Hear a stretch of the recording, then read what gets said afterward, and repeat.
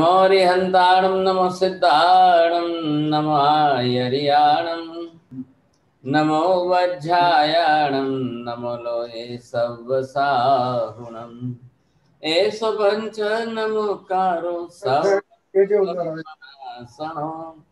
मङ्गलानं च सव्वेसिं परमं हवै मङ्गलम् जय जगजीव जोड़ी वियाणो जगगुरु जगानंदो जगनाहो जगबंधु जय जगप्रिया महोभयव जय सुयाण बभो तीर्थयराणं अपच्छिमो जय जय गुरुलोगाणं जय महप्पा महावीरो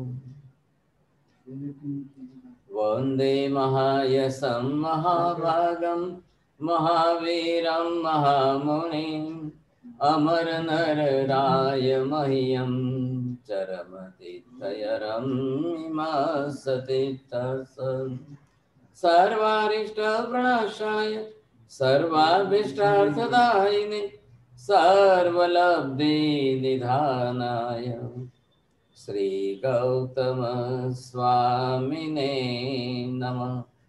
श्री सुधर्मा स्वामिने नमः। अज्ञानतिमिरान्धानां ज्ञानाञ्जनशलाकया नेत्रमुन्मीलितं येन तस्मै श्रीगुरवे नमः।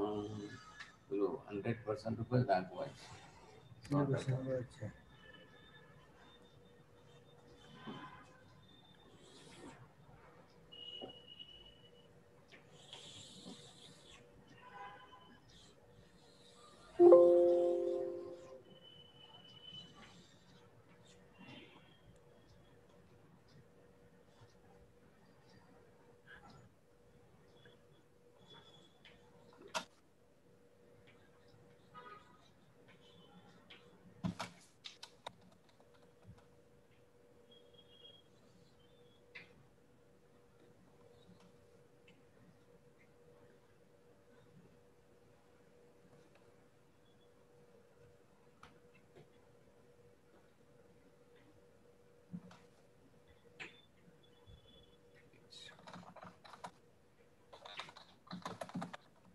महाराज साहेब एक विनंती છે કે આપ હમણાં જે બોલ્યા એ અમને કેસો શું કામ બોલ્યા અને શું છે એ બોલવાનો અર્થ અને નહીં તો કોઈ બીજી ટાઈમે કે આ બોલવાનું મીનિંગ શું છે અને શું કામ બોલાય છે અને આ શું વંદના કહેવાય કે શું કહેવાય?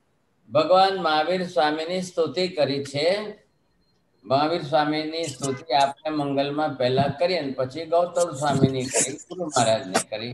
એ પછી ભગવાનની સ્તુતિ સ્તવના કરીને આપણે व्याख्यान चालू થાય એવી આપણી रेगुलर नियमित पद्धति है।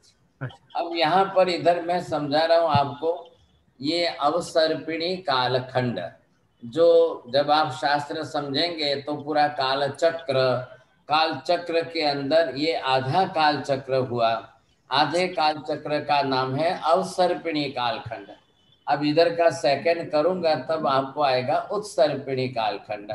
अब ये अवसर्पिणी कालखंड है 10 कोड़ा कोड़ी सागरोपम का।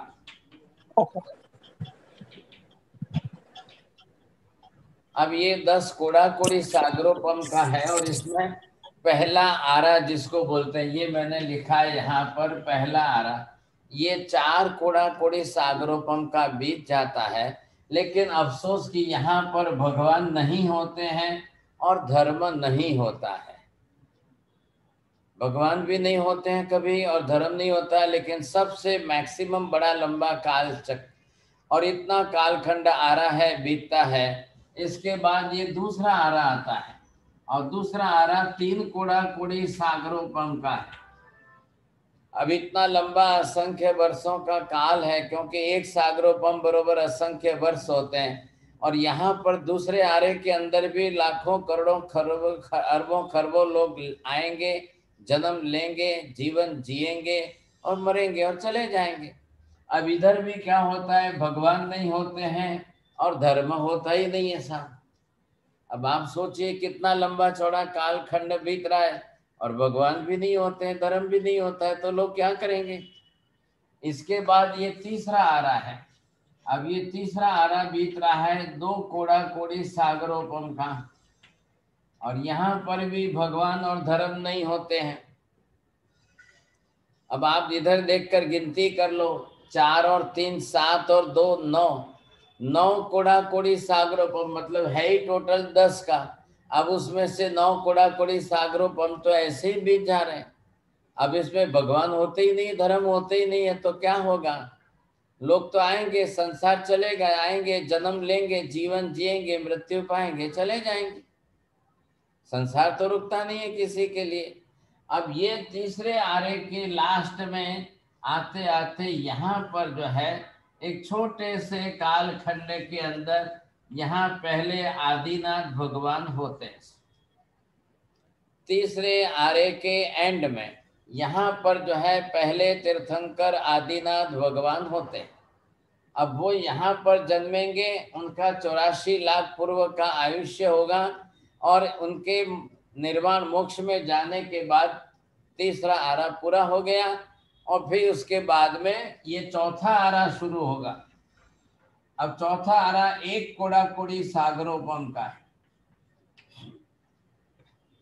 और इस 1 कोड़ा कोड़ी के अंदर माइनस 42,000 बरस कम है।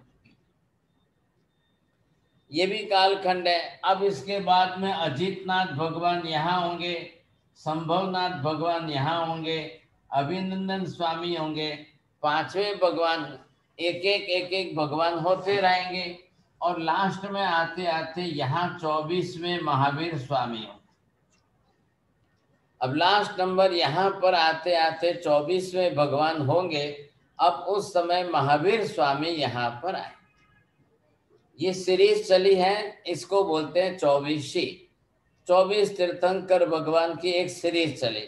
अब इस सीरीज के अंदर पहले तीर्थंकर से लेकर के आते आते ये 24वें भगवान महावीर स्वामी हुए। अब इतने तीर्थंकर होते हैं, सबका आयुष्य इनके पास आदेश्वर भगवान का काफी बड़ा है। फिर घटता घटता घटता घटता लास्ट में महावीर स्वामी 24 में हुए। सिर्फ 72 बरस का ही उनका जीवन रहा। अब आज हम यहाँ पर हैं, ये महावीर स्वामी निर्वाण पा करके मोक्ष में जाएंगे। 15 तारीख को दीपावली है, 14 तारीख को दिवाली है, 15 तारीख की अमावस्या है, रात को भगवान का निर्वाण हो जाएगा, मोक्ष हो जाएगा। अब यहाँ पर उसके बाद में ये जो है 5वां आरा है, ये 5वां आरा जो 42,000 है, इसमें से डिवाइड होकर के 21,000 इधर छठे आरे में, और ये 21,000 इधर 5वें आरे। तो महावीर स्वामी के जाने के बाद आज जो है यहाँ पर कालखंड बीत रहा है। अब इसके अंदर हम यहाँ आ गए। आज महावीर स्वामी के जाने के 2546 बरस बीत रहे, हम यहाँ पर है, और अभी 18,500 बरस बाकी है ये पंचम काल पूरा होने के। तो हम अभी यहाँ पर हैं। अभी भगवान महावीर स्वामी हुए और उनका शासन चल रहा है, धर्म चल रहा है। अब भगवान जो हुए महावीर स्वामी, तो उनका जीवन काल आपको देखना।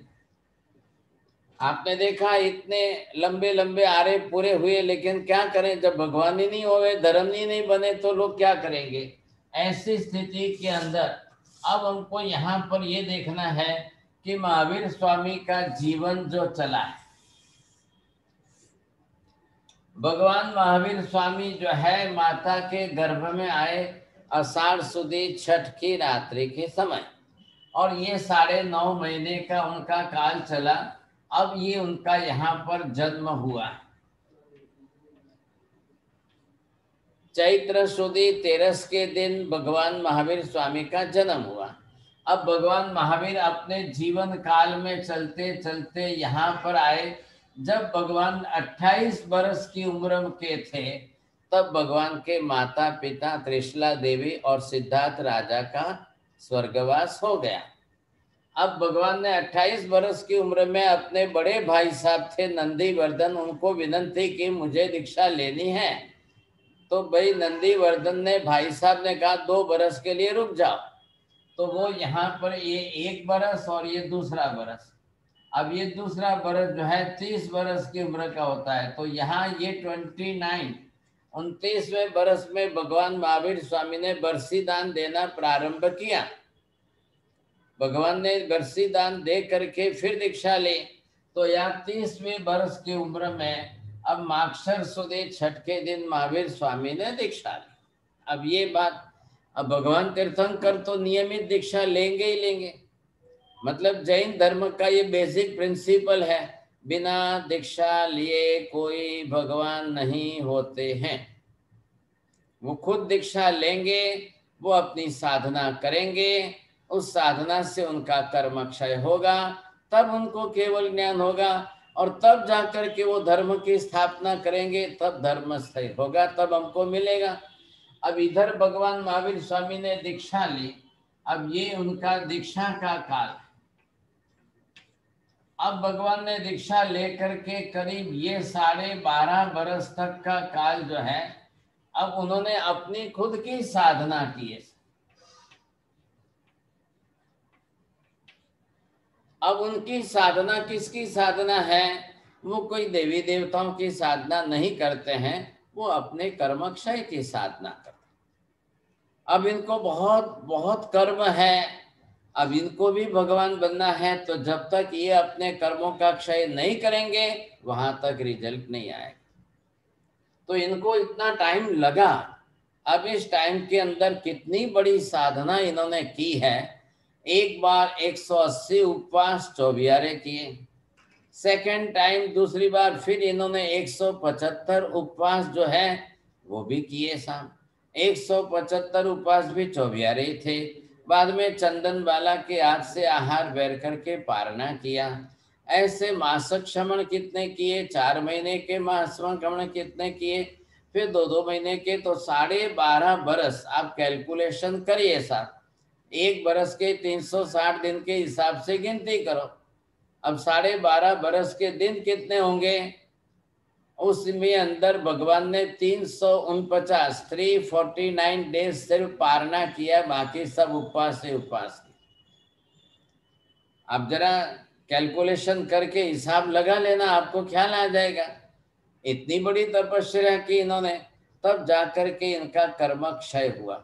अब इतना कर्म क्षय होकर के ये जब आए कक्षा, मतलब यहाँ महावीर स्वामी 42 बरस की उम्र के हुए। अब इनको यहाँ केवल ज्ञान प्राप्त हुआ।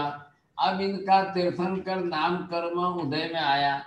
अब ये कक्षा जब इनकी आ गई, तब जाकर के यहाँ भगवान बने। अब ये यहाँ पर भगवान बने हैं साहब, और सबके लिए एक ही सिस्टम है।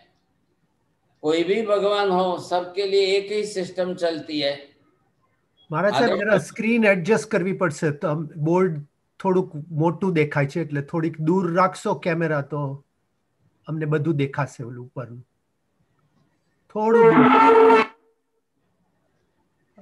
ના તો પછી થોડું ઓલું એડજસ્ટ, થોડું બસ બરાબર છે. अब जो है भगवान को यहाँ पर केवल ज्ञान हुआ और भगवान बने। सबके लिए सिस्टम एक ही है। कोई भी हो, सबको भगवान बनने के लिए आदेश्वर भगवान भी बने, महावीर स्वामी बने, शांतिनाथ भगवान, नेमिनाथ भगवान बने, सबके लिए तरीका एक ही था। अब इसी तरह से सबको भगवान बनना है। तो महावीर स्वामी भी बने। अब इनका जो है केवल ज्ञान वगैरह हो गया। अब ये वैशाख सुदी 11 के दिन जो है धर्म स्थापना करेंगे। देवता आए, समोसन की रचना हुई, और देवताओं ने आकर के भगवान के लिए समोसन बनाया। अब भगवान भी विराजमान हुए। अब विराजमान होकर के उन्होंने भी अपनी तरफ से जो है देशना दी। तब से धर्म शुरुआत हुई, और धर्म शुरुआत हुआ तब से धर्म चल रहा है। आज हम लोग सब कर रहे हैं। तो ये अनिवार्यता है तीर्थंकर भगवंतों की। अब तीर्थंकर भगवंतों का यही मुख्य कार्य है, अब तीर्थ स्थापना करना। इसलिए क र इसके साथ जोड़ा, तीर्थ की स्थापना करने वाले। अब इस तरह से तीर्थ स्थापना हुई, भगवान बने। अब इसके बाद केवल ज्ञान प्राप्त होने के बाद ये जीवन इनका 30 बरस का है। अब 30 बरस तक भगवान देशना देते रहे, अलग अलग क्षेत्रों में गए, विहार करके गए, कहाँ कहाँ गए, वहां भगवान ने देशना दी, देशना देते रहे, देशना देते रहे। अब उपदेश देना इनका काम है, धर्म तीर्थ की स्थापना करना है। अब जो जो जीव आएंगे, जो लोग आएंगे, वे भगवान के संपर्क में आएंगे और फिर वे अपनी तरह से धर्म प्राप्त करेंगे। कौन अपना कितना कर्म क्षय करता है और कितने कर्म का क्षय करके कौन जो है अपना मिथ्यात्व दूर करके और वो फिर केवल ज्ञान पा करके जाते हैं, ये कक्षा सबकी है। तो ये सबसे पहले यहाँ पर 30 बरस उनकी देशना का काल चला। अब लास्ट में यहाँ आ रहे हैं भगवान। अब ये जो है इनका 72 बरस का आयुष्य पूरा होगा। इस समय भगवान का यहाँ पर जो है निर्वाण होगा। अब ये निर्वाण जो है, निर्वाण का मतलब महावीर स्वामी शरीर छोड़ के मोक्ष में चले जाएं, इसको कहते हैं निर्वाण, in the sense the annihilation of the death. अब वो मृत्यु का ही ऐसा अंत करेंगे ताकि उनको दोबारा वापस जन्म लेना ही न पड़े, दोबारा वापस मृत्यु आए नहीं। अगेन एंड अगेन जो रिपीटेडली लाइफ एंड डेथ की, बर्थ एंड डेथ की साइकिल में जो चल रहे थे, जो हम चल रहे हैं आज सब, अब वो उनका यहाँ पर that is annihilation of death, मृत्यु का अंत आ जाएगा। दूसरी बार उनको मरना भी नहीं है और दूसरी बार उनको जन्म लेना भी नहीं। अब यहाँ भगवान 30 बरस तक चलते चलते, ये लास्ट बाउंड्री है यहाँ पर कार्तिकी अमावस्या। अब कार्तिकी अमावस्या है और इसके पहले ये है चतुर्दशी, जिसको हम 14 बोलते हैं। अब ये 13 है।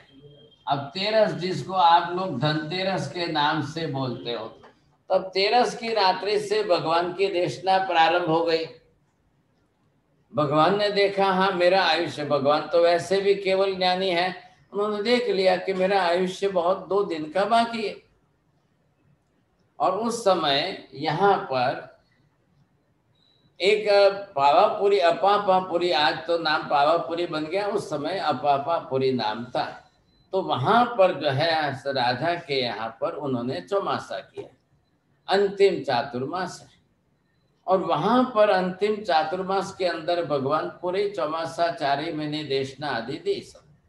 अब उसके बाद अंतिम चौमासे में महावीर स्वामी के 2 दिन बाकी है। उन्होंने देख लिया सब साधु साध्वी बहुत है, श्रावक श्राविका लोग, राजा रानी वगैरह लोग बहुत आए हुए। अब गौतम स्वामी, सुधर्मा स्वामी दोनों शिष्य भी हैं, उनके भी शिष्य आदि बहुत है, हजारों लोग हैं। तो महावीर स्वामी ने बिना किसी को कुछ बताया कि मेरा आयुष्य थोड़ा ही है, ऐसा कुछ भी नहीं कहा, और भगवान ने देशना देनी शुरू की। तो उस समय वहां पर 9 लच्छी देश के राजा और 9 मल्लवी देश के राजा, 18 राजा आए हुए। और ऐसे इन 18 राजाओं को वहां पर बैठे हैं, तो उनका क्वेश्चन आंसर चला। तो उसमें क्वेश्चन आंसर्स के अंदर जो है 55 क्वेश्चंस अबाउट मैरिज, पुण्य के ऊपर चले, और सेकंड दूसरे 55 क्वेश्चंस जो है वो पाप के बारे में चले। और भगवान ने पूरे दिन सबका समाधान किया, उत्तर दिया। तो एक दिन 14 का तो पूरा ऐसे ही बीत रहा है, फर्स्ट डे जो था वो पूरा ऐसे ही बीत रहा है। आए हुए 18 देश के राजा हैं और सब अपना अपना जो है सेटिस्फैक्शन सबको प्राप्त करना है, तो वो भगवान को पूछना चाहते हैं। भगवान को पूछने के लिए उन्होंने अलग अलग प्रश्न किए। अब उन प्रश्नों का पूरा एक शास्त्र बन गया, और वो पूरा शास्त्र अलग है। जो पहले दिन के प्रश्न पूछे, अब सेकंड डे जो लास्ट बचा है वो अमावस्या का बचा है। तो अमावस्या के दिन किसी का कोई क्वेश्चन नहीं है। अब भगवान एक सबको लास्ट में अंतिम हित शिक्षा दे रहा है। आप ये सोचिए कि हमारे माता पिता कल हमारे पिता की मृत्यु हो, कल हमारी माता की मृत्यु हो, और वो लास्ट टाइम में बैठा करके, बेटा ध्यान रखना, देखो बेटा ये ध्यान रखना, या ऐसा मत करना, ऐसे चलना। अगर एक माता पिता अपनी मृत्यु की अंतिम समय में अगर बेटे को, पोते को कोई हित शिक्षा दे, तो वो उसकी लाइफ में कभी नहीं भूलेगा वो कितनी इंपॉर्टेंट रहती है। तो ये भी महावीर स्वामी तो हमारे गॉड फादर ही है, सबके परम पिता परमात्मा ही है, और भगवान लास्ट दिन के अंदर सबको हित शिक्षा दे रहे हैं। वो जो हित शिक्षा भगवान दे रहे हैं, तो वो लास्ट दिन की देशना गिनी जा रही। तो वो 2 दिन की जो देशना चली, 14 और अमास के दिन की, तो 14 तो मैंने आपको समझा दिया कि पहले दिन तो भगवान ने इस तरह से उपदेश दिया और 18 देश के राजाओं के प्रश्नों का समाधान किया। लेकिन अपनी तरह से भगवान जो उपदेश देते रहे, अब नॉन स्टॉप देशना दे रहे। अब 30 बरस तक भगवान ने जो देशना दी है, तो उसमें तो सुबह में 3 घंटे और दोपहर के बाद 3 घंटे, प्रतिदिन 6 घंटे की देशना होती है। प्रतिदिन के 6 घंटे के अंदर सुबह 3 घंटे, शाम को 3 घंटे, ऐसे भगवान देशना देते रहे। लेकिन अब लास्ट दिन जो है तो भगवान नॉन स्टॉप दे रहे। भगवान ने तो 24 उपवास कर लिया, छठ हो गया, और कई साधु साध्वी श्रावक श्राविका वगैरह जो बैठे हैं, अब उनको देशना देनी है। तो देशना में भगवान हित शिक्षा देते हुए उपदेश समझा रहे हैं, और सबको लगा कि कितनी इंपॉर्टेंट बात कह रहे हैं। कोई खड़ा होने के लिए तैयार नहीं, कोई जाने के लिए तैयार नहीं। लोगों ने भी उपवास कर लिए थे, और वो उपवास करके रात दिन सब बैठे हैं, और नॉन स्टॉप भगवान देशना देते जा रहे हैं, उपदेश देते जा रहे हैं। अब उस नॉन स्टॉप देशना के अंदर जिस तरह से रहे, तो परमात्मा जब उपदेश दे रहे हैं और भगवान की इस देशना के साथ में सबको जो है बहुत आनंद आ गया। अब भगवान की अंतिम देशना, तो उस अंतिम देशना को ही हम यहाँ पर जो नाम देते हैं, वो एक शास्त्र आगम बन गया, तो उसका नाम यहाँ पर है उत्तराध्ययन।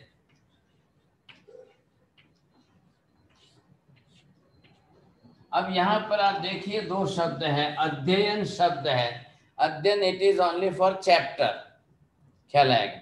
एक एक अध्ययन जो है, और वो आंसर के रूप में है, उत्तर के रूप में, या इसको गिनिए दूसरे दिन।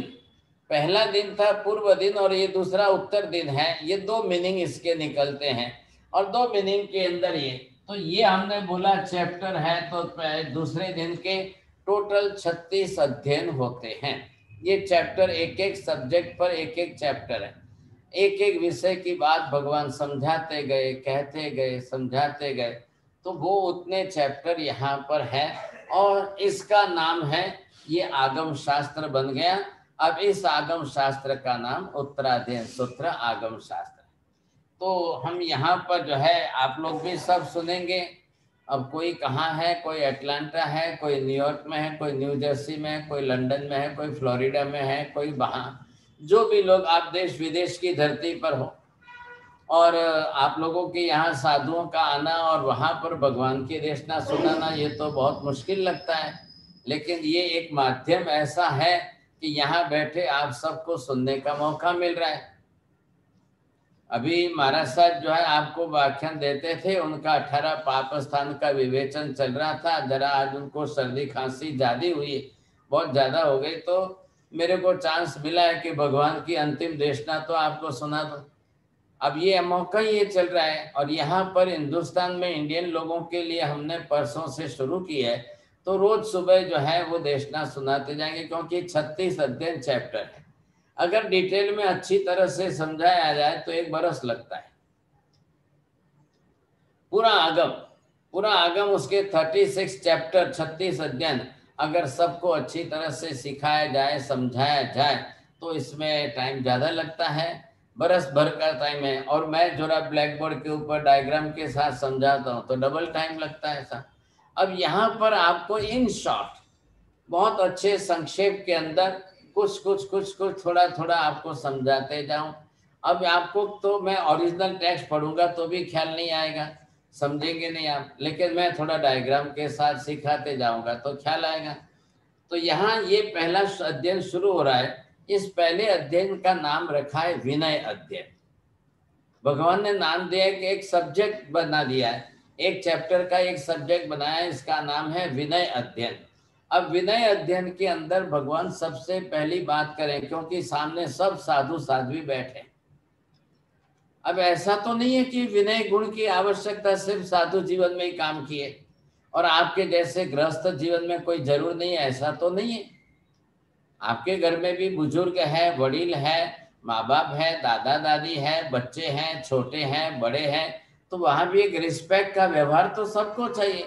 और हमारे यहाँ साधु जीवन के अंदर शिष्य है, गुरु है, वडील है, तो सबके यहाँ पर भी तो व्यवहार होना चाहिए। आपके वहां पर छोटे बड़ों के अंदर उम्र का दराज है, ख्याल है।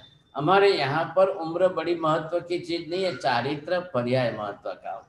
किसको दीक्षा लिए कितने वर्षों बीत गए हैं, ऐसे जो साधना के जीवन में चारित्र धर्म के अंदर आए और जिनको इतना समय लग गया है, तो वहां छोटे हैं शिष्य, वो बड़े गुरुओं को वंदन करते। लेकिन खाली खमासना दिया इतना ही विनय हो गया, ऐसा नहीं है। महावीर स्वामी यहाँ पर ये कह रहे हैं कि देखो विनय, और ये विनय किस लिए है? कसायों का शमन हो, इसके लिए विनय है। एक दूसरे का रिस्पेक्ट हम करके चले, हम व्यवहार में भी अच्छी तरह से जिए, ताकि हमारे जीवन में से क्लेश कसाय बंद हो जाए। ये जो राग द्वेष है, ये क्लेश कसाय है, यही कर्म बंधाते हैं और भव बढ़ाते हैं। आप शब्दों पर ध्यान दीजिए थोड़ा सुनने में। ये राग द्वेष कसाय ये कर्म बढ़ाते हैं, इससे कर्म बनते हैं और इसी से भव संसार बढ़ता है। आज एक जन्म के अंदर हम भविष्य के 100 जन्म बढ़ा सकते हैं। आज इस एक जन्म के अंदर हम भविष्य के 1000 जन्म बढ़ा सकते हैं। अगर जितना ज्यादा राग द्वेष क्लेश कसाय हम करेंगे तो परिणाम यही आने वाला है। तो ये हमको अंदर से समझना है। आखिर महावीर स्वामी ने अब ये जो हमको यहाँ पर कहते हुए बताया, अब ये आपको ध्यान आ जाएगा इसमें से भी।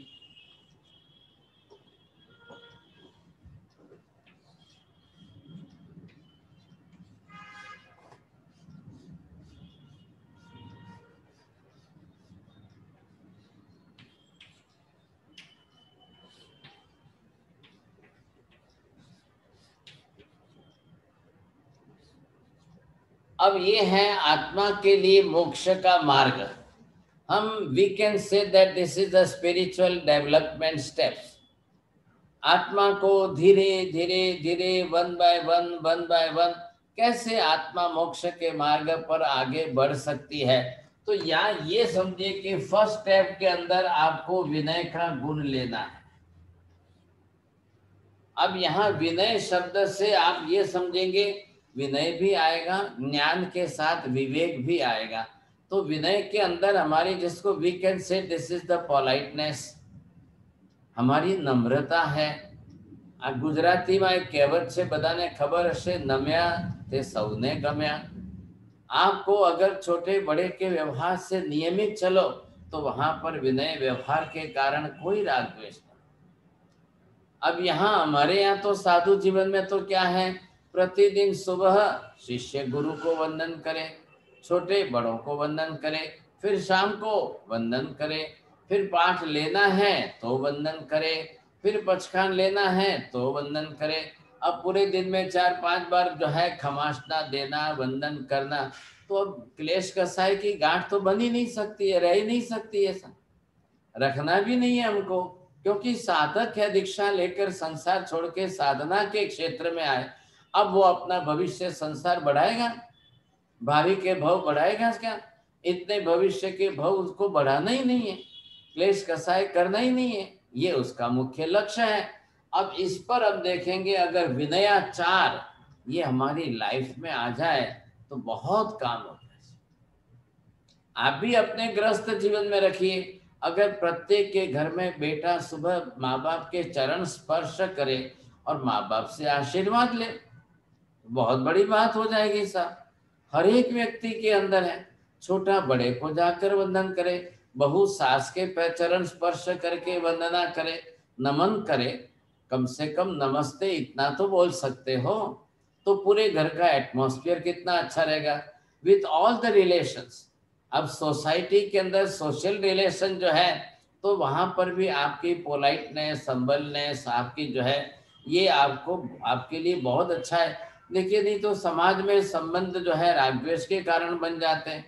संबंधों के बीच में ही तो राग द्वेष होते हैं, क्लेश कसाय होते हैं, कर्म बनते हैं और फिर भव बढ़ जाते हैं। तो भगवान ये कह रहे हैं कि सबसे पहले विनय गुण की बात की महावीर स्वामी ने।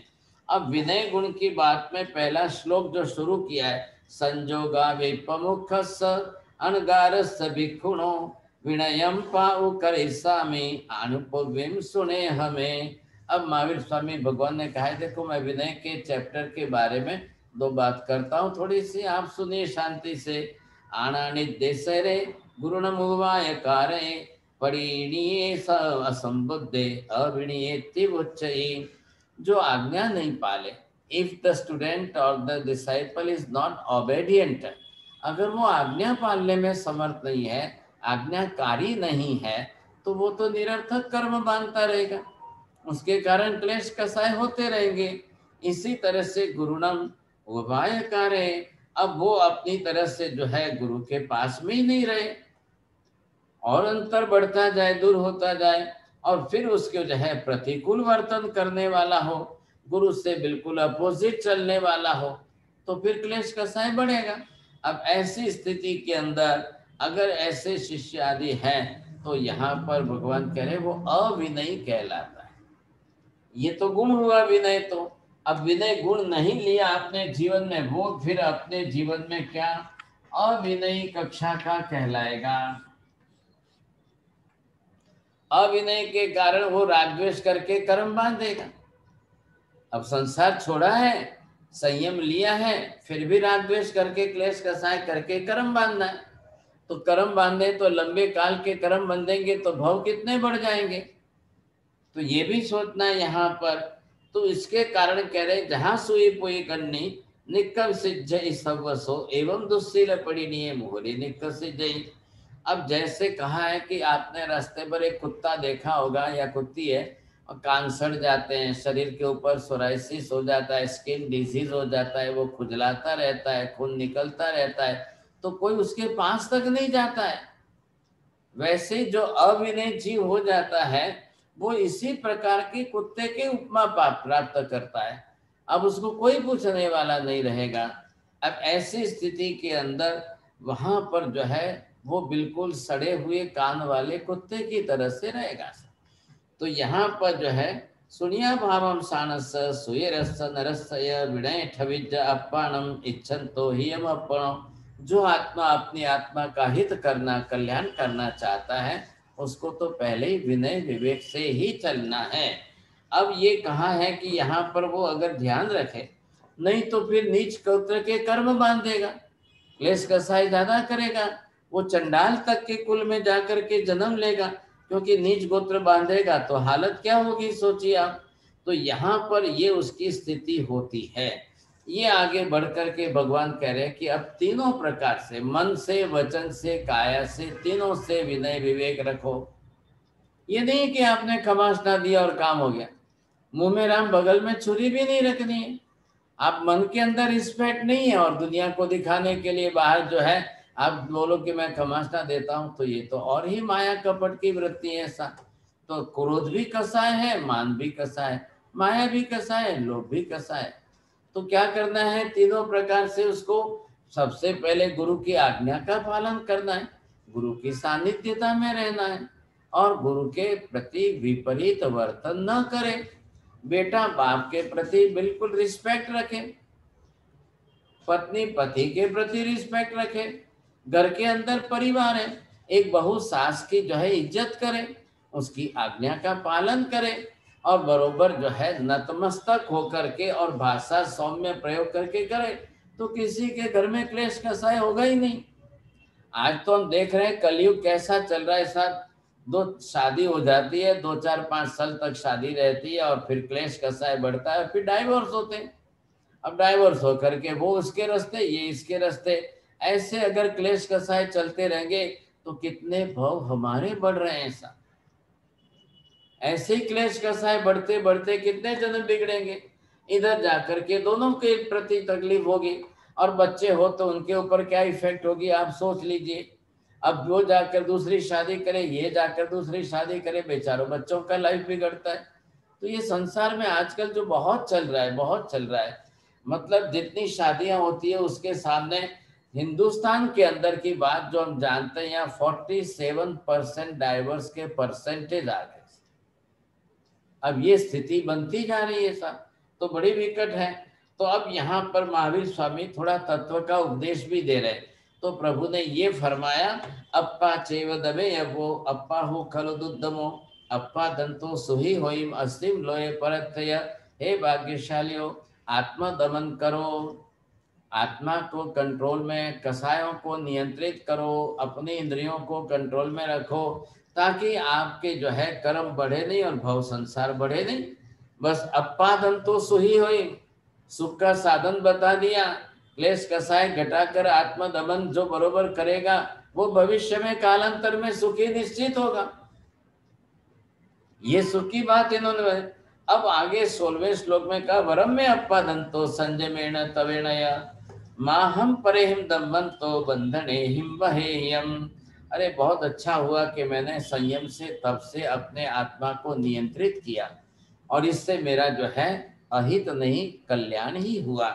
ये मैं अपनी तरफ से लक्ष्य रखूं तो मेरा कल्याण इस तरह से होगा। एवं विनय जुक्त सुत अर्थम च तदुभयम पुच्छमानस शीस भागरी सजा सुतम। अरे इसी तरह से विनय पूर्वक शिष्य जो है गुरु से लेसन भी लेता है, ज्ञान भी पढ़ता है, सूत्र भी पढ़ता है, प्रोनाउंसिएशन भी अच्छा करता है, परमिशन भी लेता है। तो एक बिल्कुल जैसे पानी बहता है और पता ही नहीं चले, वैसे जो है जीवन जीता है, तो बिल्कुल कर्म का बंध ही नहीं होगा। ये सबसे बड़ी बात यहाँ पर कर दी साहब। तो ये मैं आपको जब से थोड़ा थोड़ा एब्स्ट्रैक्ट बता रहा हूँ, ख्याल है कि सारांश बता रहा हूँ। मैं पूरा तो पढ़ूँ तो एक साल भर बीत जाएगा, इतना डिटेल तो मैं करने जाऊं तो बहुत पूरा पढ़ने में। एक आपको सब्जेक्ट ख्याल में आ गया कि महावीर स्वामी ने उत्तरायण सूत्र में सबसे पहले विनय अध्ययन के बारे में उपदेश दिया, ये हम पहले समझे। अब फिर विनय के प्रकार भी बनाए, अविनय के प्रकार भी बताए, कर्म बंधक का रिएक्शन होगा तो परिणाम क्या आएगा ये भी बता दिया। अब जो है इसी तरह से भगवान समझा रहे हैं और ये समझाते समझाते आत्मा को अपनी तरह से हम कैसे सुधार सकते हैं। अब ये सुधारने की पूरी प्रक्रिया करते भगवान ने सिर्फ जो है कम से कम 48 श्लोक के अंदर जो है ये समझा दिया। अब ये आपको ख्याल आ जाएगा कि जो संसार के अंदर विनीत आत्मा है वो आशीर्वाद प्राप्त करना है। देखो आप भी जानते हो आशीर्वाद मांगने की चीज नहीं होती है, प्रसन्नता से गुरु प्रदान करे वो आशीर्वाद। तो हमारा वर्तन व्यवहार ही वैसा हो तो बिना मांगे गुरु के दिल में से आशीर्वाद निकलते हैं। एक दुनिया में माँ होती है जो बच्चे के प्रति हमेशा ही अपना अंतर्भाव व्यक्त होता रहता है, बेटे को मांगना नहीं पड़ता है, बेटे ने माँ के चरण स्पर्श किए कि माँ के अंतर से आशीर्वाद निकलने ही निकलने, पिता के अंतर से निकलेंगे, इसी तरह से गुरु के अंतर से निकलेंगे। साथ जो गुरु के आशीर्वाद प्राप्त करता है वो तो बहुत ऊंची कक्षा तक भी पहुंच जाता है। शायद बुद्धि कम हो, शायद ज्ञान कम हो, लेकिन उसकी आराधना विनय गुण की, वैयावत गुण की इतनी सुंदर हो तो वो बहुत कहाँ से कहाँ तक आगे पहुंच सकता है। ये अब जिसकी समझ में आए उनके लिए है। ऐसा गृहस्थ जीवन में भी यही सबसे बड़ी बात है। तो ये हमको अच्छी तरह से करना है। देव गंधर्व मनुष्य पुये चइत्तु देहम मल मल पंकपुईनम सिद्धे व हवै शासनम देवे व अपए महिडिये। विनीत आत्मा शिष्य जो है, ये देखो 48वें श्लोक में बता रहे, वैमानिक ज्योतिषी भवनपति व्यंतर आदि राजा मनुष्य आदि पूजित लोकों में, और वो शुक्र शोणित आदि प्रथम कारण जन्य ऐसे औदारिक शरीर को छोड़कर शाश्वत सिद्धांत सुख तक को भी प्राप्त कर सकते हैं। वैमानिक आदि ऊंची देव गति में जाकर मोक्ष को भी प्राप्त कर सकते हैं। ये मैंने आपको यहाँ बताया, स्टेप्स बताया। जैसे घर में आप जानते लैडर होता है कि नहीं, सीढ़ी, तो उसके अंदर फर्स्ट स्टेप जो है क्या है, और ये विनय आपको मोक्ष की दिशा तक पहुंचा सकता है। इस गुण से भी कितने आत्मा मोक्ष में गए और आपको मालूम होगा, जो कोई आप विशेष स्थान की आराधना करते हो तो उसमें भी आपको इस गुण के पद बताए गए। इस गुण के पद के अनुरूप आपको आराधना करनी है। विनय के भी पद है, वैयावच का भी पद है। इन गुणों के अनुरूप जो है, जो जिन महापुरुषों ने जैसा जीवन जिया है उस हिसाब से आप आराधना कर सकते हो। अब यहाँ पर आपको जो है, मैं आगे बढ़ता हूँ दूसरे अध्याय के अंदर। अब भगवान ने दूसरा अध्याय जो बनाया है वो है परिसह। परिसह सहन करने का अध्ययन बताया है। अब आपको ख्याल है कि भाई ये है हमारी आत्मा।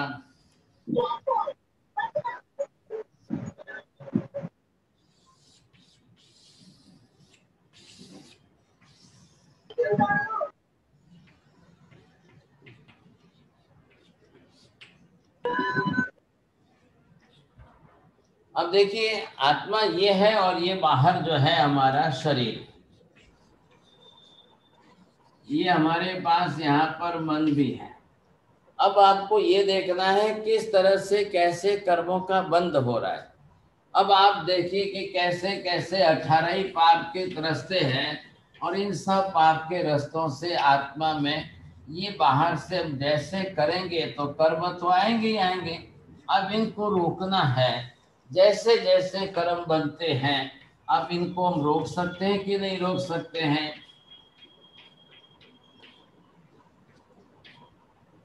तो भगवान ने जो है हमको ये बताया कि आश्रम मार्ग को रोकने के लिए संवर्धन।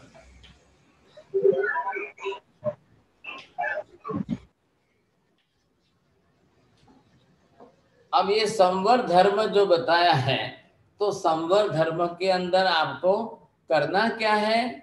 चारों तरफ से आत्मा में आने वाले पाप कर्मों को रोकना है। अब इस संवर धर्म के अंदर इनके प्रकार आपको 57 बताए। अब इन 57 प्रकारों के अंदर 22 प्रकार जो है वो परिसह के बताए। यहाँ पर आपको परिसर की बात है, सहन करना है। और आज कलयुग के अंदर आप देखेंगे मैक्सिमम लोगों की सहन शक्ति कम हो जाती, इनटॉलरेंस। आत्मा के अंदर जो एक सहन करने की शक्ति है वो बहुत घट रही है साहब। तो वो क्यों घट रही है? क्योंकि क्लेश का साय बढ़ा हुआ है, राग द्वेष बढ़े हुए। बाप की बात बेटा मानने को तैयार नहीं, सुनने को तैयार नहीं। पति की बात पत्नी सुनने को तैयार नहीं। सासू की बात बहू सुनने को तैयार नहीं है। गुरु की बात शिष्य सुनने को तैयार नहीं है। सेठ की बात नौकर सुनने को तैयार नहीं है। और आप, you are knowing that India is the democratic country, no doubt US is also the biggest democratic country. लेकिन आप देख रहे हैं जनता रास्ते पर आकर के पब्लिक प्रॉपर्टी को जलाना शुरू कर दे रही। अभी आपके यहाँ तो इलेक्शन हुआ है, अभी यूएस के अंदर इलेक्शन हुआ है, लेकिन रिजल्ट के बारे में आप देख लो क्या चल रहा है अभी तक तो। और पूरी दुनिया के अंदर मैसेज जा रहा है, और पूरी दुनिया देख रही है। How can we say that the person is really a thorough gentleman person? लेकिन बहुत मुश्किल हो गया है साहब ये कहना आज की तारीख में। तो वो वहां पर है नहीं। हमारे घर में क्या है? आज हमारे घरों में भी अगर यही हालत है, यही स्थिति चल रही है, तो क्या हो रहा है? कहाँ रिस्पेक्ट खत्म हो गया? इनटॉलरेंस क्यों बढ़ गया इतना? अरे किसी ने मेरे को 2 गाली दे दी, साला गधा, अब इतना कह दिया तो मैं थोड़ा सहन कर लूं तो क्या फर्क पड़ जाएगा? मुझे कहाँ तकलीफ हो रही है सर? अब यहाँ पर हम देख रहे हैं कि इसके हमको 22 प्रकार के परिसह की बात भगवान कर रहे हैं। अब इसमें फिजिकल सहन करने की बात कितनी है, मेंटली सहन करने की बात कितनी है, वर्बल चीजें आपको कितनी सहन करने की है, तो 3 में डिवीजन किया है, 3 डिवीजन, मानसिक, वाचिक और कायिक। अब शारीरिक सहन क्या करना है आपको? ठंडी गर्मी भी तो शरीर में सहन करनी है, कोई फर्क नहीं पड़ता है। अगर हम ये सोचे, हिंदुस्तान के लाखों सैनिक आज जो है हिमालय के बॉर्डर पर, अभी वहाँ चाइना के साथ जो चल रहा है, इधर पाकिस्तान के साथ, तो जम्मू कश्मीर के जहाँ -डिग्री है टेम्परेचर, और वहाँ लाखों सैनिक देश की रक्षा के लिए खड़े हैं, तो वो कितना सहन कर रहे हैं फिजिकली जो है, उनको ठंडी में बर्फ के साथ रहते हुए कितना सहन करना है। तो वही महावीर हमको कह रहे हैं कि भाई आप ये सोचो, मैं भी एक कर्म को साथ लड़ने वाला योद्धा हूं, तो मैं इस संसार के अंदर बहुत कुछ सहन कर सकता हूं। फिजिकली कल मेरे को गर्मी सहन करनी पड़े, कल मेरे को ठंडी सहन करनी पड़े, कल मेरे को वस्त्र आदि के बारे में सहन करनी पड़े, कल ये तो निमित्त आएंगे ही आएंगे। अब जहां सहन करने की बात है, चलो कुछ लोग शारीरिक सहन करने में तो सक्षम हो जाते हैं, मैं अपने शरीर की दृष्टि से सहन कर लूं, लेकिन वर्बल जो है वहां सहन करने की बात जब आती है तो किसी के शब्द सहन नहीं होते। सास बोलती है तो बहू को लगती है कि मुझे सहन नहीं होता है, अब बाप बोलते तो बेटे को लगता है, गुरु बोले तो शिष्य को लगता है। ये परिस्थितियां गुड़ हो गई।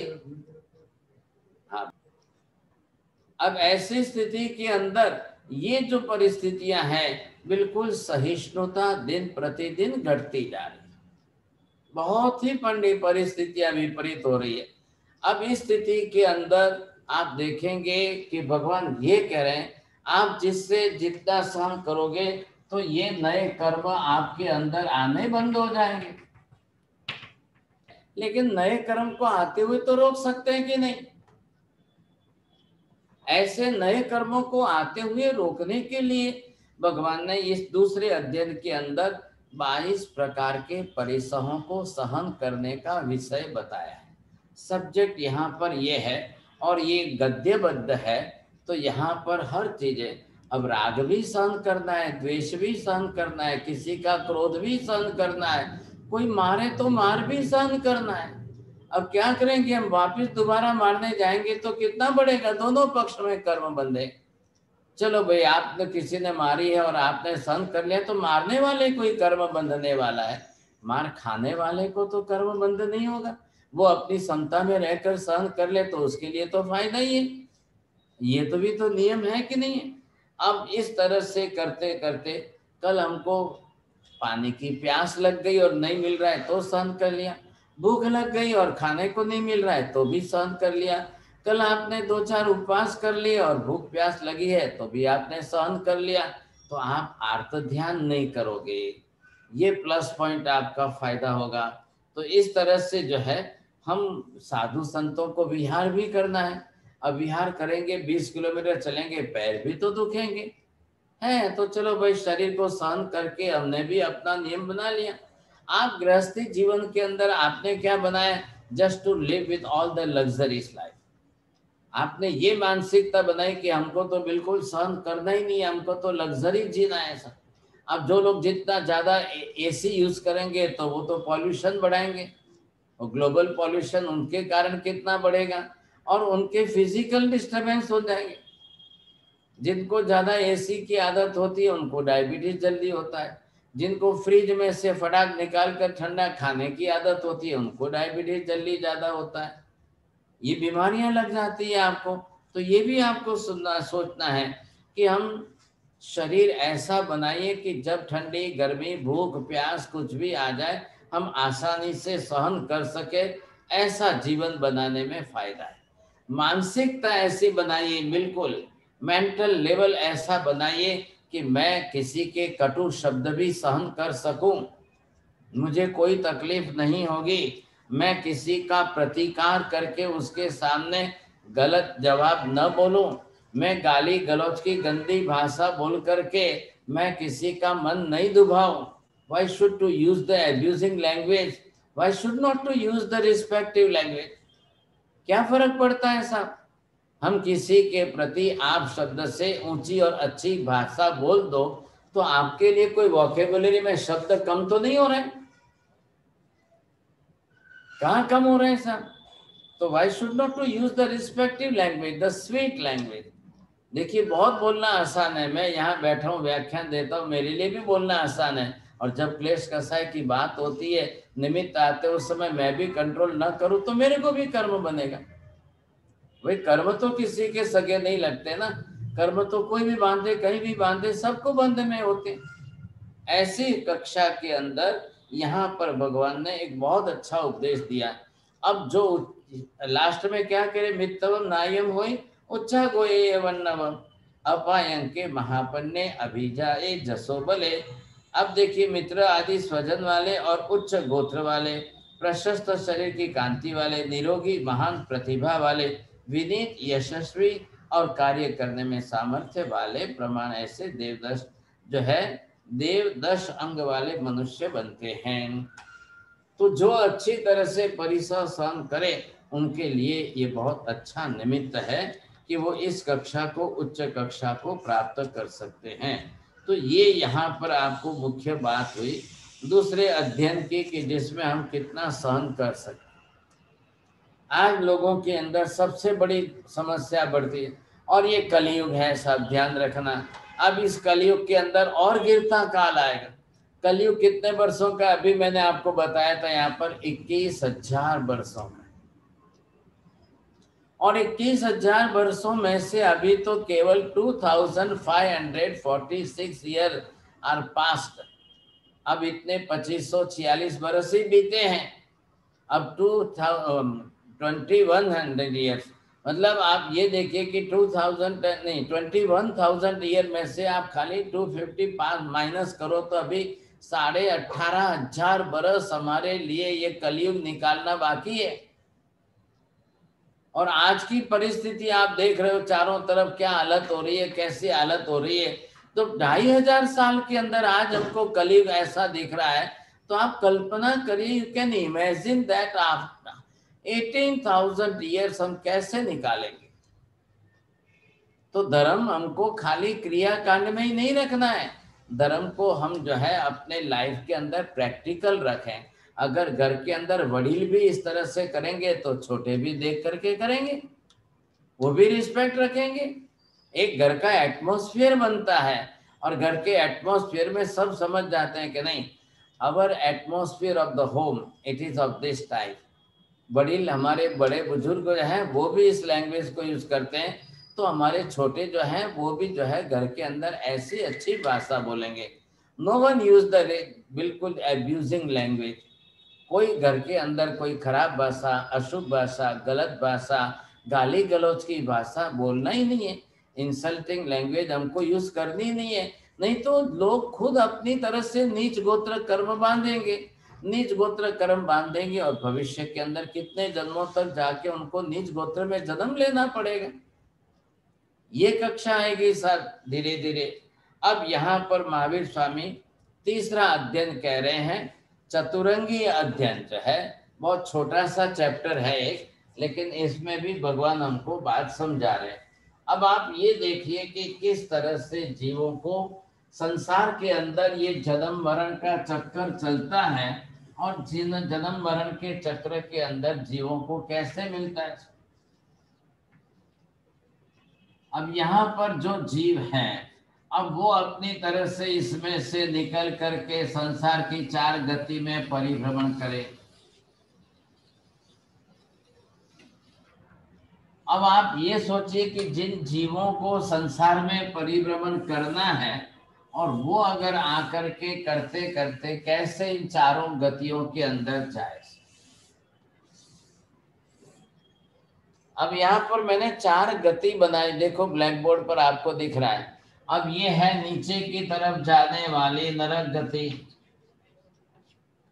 ये इस तरफ जा रही है, ये देव गति है, और ये इसकी तरफ ऊपर आ रही है, ये मनुष्य गति है, और ये तिर्यंच गति। अब इसके अंदर संसार में ये जीव है, अब ये निगोद में से बाहर निकला तो ये तो जन्म मरण करते ही चलेगा साहब। अब इस जन्म मरण की प्रक्रिया के अंदर कितने भाव करते करते करते करते करते जीव इतने 84 लाख योनि के अंदर जन्म लेते लेते इसको जो चलना है, अब ये भ्रमण करते करते करते जो है, अब इसमें से लास्ट में यहाँ आकर के मनुष्य बनता है। तो यहाँ भगवान क्या कह रहे हैं, चत्तारी परमंगाणी दुल्लहानी है जंतुण मानुसत्तम सुई श्रद्धा संयममीय वीर्य। हे भाग्यशालियों, संसार के अंदर 4 वस्तु परम दुर्लभ। मनुष्य का जन्म, धर्म का श्रवण, धर्म की श्रद्धा, और प्रैक्टिकल लाइफ में आचरण करके कर्मक्षय करें। These 4 things are very difficult. संसार के अंदर ये चीजें हमको प्राप्त करना, सबसे पहले ही देख लो यहाँ पर, the human life is really A precious and valuable life. बहुत कीमती जन्म है। अब पिछले कितने जन्मों का पुण्य आपका इकट्ठा होता हुआ आया, तब जाकर के आप मनुष्य बने हो। आज भी तो दुनिया में पशु पक्षी बहुत हैं। आप भी आज different, all the animals, the living beings, the other creatures, आप बर्ड्स वगैरह, आप इंसेक्ट्स वगैरह, ये सब प्राणी देखो कितने प्राणी हैं, और मनुष्य तो उनके सामने बहुत थोड़ी छोटी संख्या में। तो human life is really a very precious and the valuable life. बहुत कीमती, मनुष्य का जीवन बहुत कीमती। तो मनुष्य का जन्म दोबारा मिले, इसके लिए हमने कौन सा पुण्य प्राप्त किया है? आज भी हम, आप लोग सब जी रहे हो, मैं भी जी रहा हूँ, मेरे को 71 हो गए, आपको भी किसी न किसी को, सबकी उम्र अपने अपने हिसाब है किसमें। तो आप ये देखिए, मरना तो है ही एक दिन। अब मरने के बाद हम इन 4 गतियों में से कहाँ जाएंगे? किस गति में जाएंगे? कल कैसी गति होगी? यहां महावीर स्वामी हमको साफ कह रहे हैं, ये गया देवलोयेषु नरेषु भी ये गया असुरम कायम अहाकम में हिम गच्छई। जीव ने जिस प्रकार के जैसे कर्म किए, वो अपने कर्म के गति के हिसाब से जाएगा, जन्म लेगा। हो सकता है कभी देव गति में जाए, हो सकता है वो कभी नरक में भी जाए, हो सकता है वो पशु पक्षी में जाए, हो सकता है वो मनुष्य में जाए। अब जिसने जैसे कर्म किए, the basic philosophy of Jainism, what the Tirthankar says that I am not doing everything. भगवान जो है वो महावीर स्वामी कह रहे मैं सब कुछ नहीं कर रहा हूं। महावीर स्वामी तो मोक्ष में जाकर बैठे, और सभी जीवों का जन्म मरण जीवन सब कुछ होते according to their own karmas, उनके उनके कर्म के हिसाब से चल रहा है। मैं किसी का कुछ भी नहीं चला रहा। What the other different philosophies of school, different schools of philosophy, other different religions, what they says that according to their religion, God is doing everything. The Islam says that everything is happening only due to the Allah. The Christianity says everything is happening only due to the Jesus and the Almighty God. Even the Hindu धर्म वाले वो भी तो कह रहे हैं कि भाई सब कुछ ब्रह्मा की इच्छा के मुजब हो रहा है। And Mahavir especially, he denies that. Nothing. No, not at all. मैं कुछ भी नहीं कर रहा हूं, मेरे कारण नहीं हो रहा है। सभी जीव अपने अपने कर्म के कारण जो है सुखी होते हैं या दुखी होते हैं। बस दुनिया का एक ही जैन धर्म ऐसा है कि जिसने सुख दुख का टोटली संपूर्ण आधार जो है अपने अपने जीवों के कर्म पर रखा है। अब सबके कर्म के अनुरूप है। मैंने कौन से कर्म किए, मेरे कर्म के अनुरूप मेरी गति होगी। आपने कौन से कैसे कर्म किए, आपके कर्मों के हिसाब से आपकी गति होगी। सबका होना है। तो ये पहले हम समझ करके चले। हमको जो है अगर कर्म से बचना है तो यहां करने से रुकना है। बस सीधा सिद्धांत इतना ही। अगर आप करते हुए नहीं रुके तो कर्म बंधेगा, मुझे भी बंधेगा। मैं भी अगर उल्टा चलता हूं तो मुझे भी कर्म बंधेगा। अब ये बात सबके लिए स्पष्ट हो रही है, तो हम अपनी अपनी तरह से समझ लें। तो महावीर जो यहाँ पर कह रहे हैं कि 4 परम दुर्लभ में सबसे पहले तो मनुष्य जन्म दुर्लभ है। तो कम से कम आज हम जीवन जी रहे हैं। चलो आपका जिसका 100 बरस हो, 90 बरस हो, 90 ईयर्स हो, 80 ईयर्स हो, what ever may be the life, आज हम ऐसा करें कि नेक्स्ट लाइफ फिर वापिस हमको मनुष्य जन्म ही मिले, फिर वापिस ये धर्म मिले, फिर धर्म सुनने का मौका मिले, फिर आपको धर्म श्रद्धा करने का भाव जगे, और फिर आप कर्म अक्षय निद्रा भी करके अपनी आत्मा का कल्याण कर सको। उत्तरोत्तर एक के बाद एक इन चारों की कक्षा हमें प्राप्त हो जाए, ऐसा कुछ हमको करना है। आप ये भरोसे मत रहना हमारा जो है कोई देवी देवता हमको मनुष्य जन्म दे देगा, मरने के बाद हमारी गति उनके हाथ में है, वहां जहां चाहे वहां ले जाएगा, ये कल्पना मत करना आप। सिर्फ हमारे ऊपर हम क्या करेंगे, जैसा करेंगे वैसा होगा। तो भगवान ने यहाँ पर ये उत्तराधीन सूत्र आगम शास्त्र है, अंतिम देशना है, और महावीर ने यहाँ पर इस देशना में तो एक बार नहीं, 100 बार नहीं, 1000 बार कर्म के सिद्धांत की बात की है। भगवान तो आज संसार छोड़ के जाएंगे अमावस्या की रात्रि को, और निर्वाण हो जाएगा, मोक्ष में चले जाएंगे, लेकिन वो उपदेश जो दे करके गए उसमें ये मुख्य बात समझा करके गए, सब जीवों को अच्छी तरह से अपनी तरह से ये समझना है कि नहीं, अगर हमें पाप कर्म से बचना है तो यहाँ पहले कर्म करते हुए रुकना है। अब ये चीजें जब आ जाएगी समझे, कम संगे हिम सम्मूढ़ा दुखिया बहुबेअना अमानुषासु जोनिषु विणि हम्मंति पाणिनो। अब जो है भारी कर्म बांधेंगे तो मनुष्य रहित अन्य योनियों में जाकर के ज्यादा जन्म लेंगे सब। ये गया खत्यो हुई तो चंडाल बुक्कसो, तो कीड़े पयंगोया तो कुंथु पिपिलिया। एक बार जाकर के वो कभी क्षत्रिय बनेगा तो दूसरी बार जाके चंडाल बन जाएगा, कभी जाकर वो कीड़े पतंगे में जाएगा, कभी जाकर कुंथुआ में उत्पन्न हो जाएगा। एवं आवट्ठ आजोनी सो पानी नो कम मनिक कैसा। इसी तरह से 84 लाख जीव योनि में जन्म मरण करते हुए जाकर जीव जन्म ले रहे, चल रहा है, ये संसार का चक्र चल रहा है। आज हम जाकर के सिमंदर स्वामी को पूछें कि भगवान ये ऐसे मैंने कितने राउंड किए, एक आवर्त है, भगवान का शब्द यहाँ पर आवर्त है, आपको समझाने के लिए मैं राउंड शब्द बोलता हूँ, तो ये कितने राउंड हमने किए।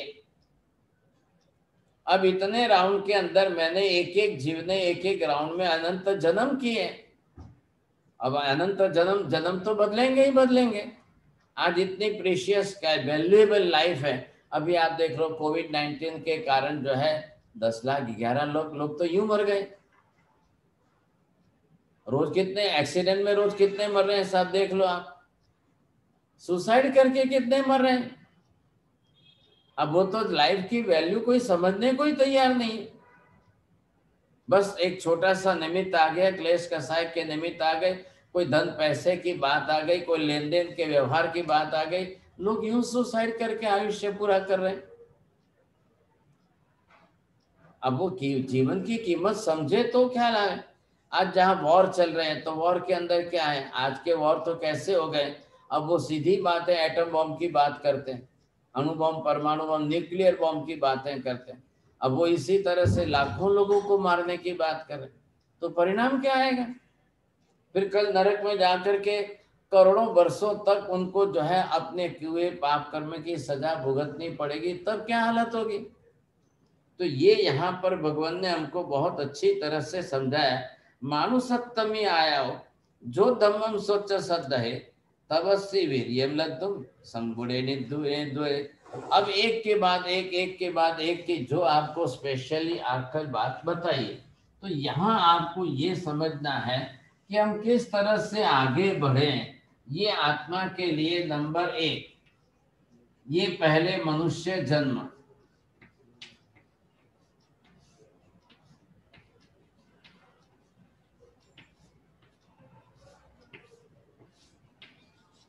अब आगे चलिए, आप आगे चल के मनुष्य जन्म में से जब आ गए तो यहाँ पर आपको धर्म की प्राप्ति हो, कम से कम धर्म श्रवण तो हो, धर्म सुनने का तो मौका मिले आपको। अब ये धर्म श्रवण ही नहीं करोगे तो क्या होगा। आप विदेशों में बैठे हो, कोई कहाँ बैठे कोई कहाँ बैठे, तो यहाँ से इस माध्यम से आपको धर्म श्रवण कराने का एक मौका मिल रहा है। अब जितने जुड़े, जितने लोग समझ सके सुन सके उनके लिए अच्छा चांस मिल रहा है ऐसा। अब इसमें भी आप आगे बढ़िए। अब धर्म श्रवण आपने कर लिया तो आपको यहाँ से आगे बढ़कर अब श्रद्धा भी तो बढ़नी चाहिए कि नहीं। आपकी श्रद्धा बढ़नी जरूरी है, और ऐसे आप धर्म श्रवण करके श्रद्धा बढ़ा। एक स्टेप हुआ, सेकंड स्टेप हुआ, थर्ड स्टेप हुआ कि आप कैसे धर्म श्रवण करके अपनी श्रद्धा बढ़ा रहे हो। तब जा करके आपको ये ख्याल आ जाएगा। इधर से एक कदम और एक स्टेप और आगे बढ़ गए, अब लास्ट स्टेप में आए, यहाँ पर अब आप कर्म क्षय करोगे या धर्म का आचरण करोगे, प्रैक्टिकल आचरण जो है वो यहाँ शुरू हो जाएगा। तो ये स्टेप है कि एक के बाद एक, एक के बाद एक। आपको सबसे पहले मनुष्य जन्म नहीं मिलेगा तो क्या करेंगे? आज आपने मनुष्य जन्म लिया और आपने बिजनेस के लिए, पैसे के लिए, व्यापार या नौकरी, सर्विस, जॉब के लिए आप देश परदेश कहाँ जाकर, कौन कहाँ बसे, कौन कहाँ बसे। अब वहां धर्म श्रवण करने का मौका कब मिलेगा? कभी कभी कोई वीकेंड में जाते हैं, कभी कोई संडे को जाएंगे, कभी कोई मंदिर जाएंगे, कभी कोई पाठशाला जाएंगे, कोई स्वाध्याय करेंगे। अब जब करेंगे तो मिलेगा, नहीं तो आज तो आउट ऑफ इंडिया जो है इंडियन लोग लाखों की संख्या में बाहर है। अब वहां आपको धर्म श्रवण करते हुए, पुस्तक पढ़ते हुए, समझते हुए, सीखते हुए आपको कोई श्रद्धा भी तो बढ़ सकती है कि नहीं? जब आपकी श्रद्धा अच्छी बढ़ने लग जाए और श्रद्धा के अंदर आपकी फेथ, रियल फेथ होती जाए, don't go in the blind faith. आप पहले ब्लाइंड फेथ में नहीं जाएंगे, आपको बिल्कुल रियल फेथ में चलना है। और जैसे जैसे आपकी रियल फेथ बहुत अच्छी तरह से बढ़ती जाएगी, तब जा करके आप ये रियल फेथ से आपके भविष्य के भव कम कर सकोगे, भावी जन्म आप घटा सकोगे। अब आपको वहां पर भी हो तो भी ठीक है, बिजनेस के लिए, व्यापार के लिए आप गए, सर्विस जॉब के लिए गए, लेकिन आपको प्रैक्टिकल लाइफ में आचरण भी तो सही करना ही करना है। जो ये सीरीज हमने चालू की शुरुआत में अंदर, भाई ये खाना है, ये नहीं खाना है, नॉनवेज की इसमें इनडायरेक्टली आ जाता है, आपको ये नहीं खाना, ये क्यों समझाया, क्यों सिखाया गया? हमने 22 अभक्ष के बारे में, 32 अनंत काय के बारे में इसलिए सिखाया कि आप धर्म श्रवण करके उसमें रियल फेथ क्रिएट करो, बिल्कुल रियल फेथ, आपकी श्रद्धा बढ़ जाए। अब आप धीरे आगे बढ़िए। अब प्रैक्टिकल आचरण करेंगे तो कल नरक में जाते रुक जाओगे, कल हमारी दुर्गति कम हो जाएगी। हम कल जो है नरक में न जाए, दुर्गति में न जाए, ये भी तो हमारे लिए फायदा है, नहीं तो फिर हमारी भी हालत खराब हो सकती है। तो ये हमको सोचना है, ये बहुत अच्छी तरह से समझना है। तो भगवान ने यहाँ पर ये कहा कि आपको सोही उज्जूय भुवस्स धम्मो सिद्धस्स चिट्ठई निर्वाणम परमम जाए घय सिद्धम सिद्धेव पावए। अब आप देखिए कि धर्म का श्रवण मिले, श्रवण करने के लिए प्रतिदिन, देखो श्रावक किसको कहा है? प्रतिदिन धर्म श्रवण करे ही करे तो वो श्रावक कहलाएगा। अब इस तरह से जो है धर्म का श्रवण किया तो श्रद्धा, देखिए बिना धर्म समझे तो श्रद्धा नहीं आएगी, बिना ज्ञान के, बिना सीखे तो श्रद्धा पॉसिबल नहीं है। ये आपको समझना है।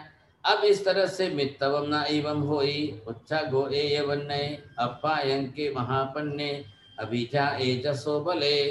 तो ये यहाँ पर एक विशेष बात की कि जो है, जो जिस प्रकार का जैसा आचरण करे उसको उस समय उसके साथ कक्षा की प्राप्ति होती है। साहब बहुत छोटा चैप्टर है ये, तीसरा अध्ययन दिया।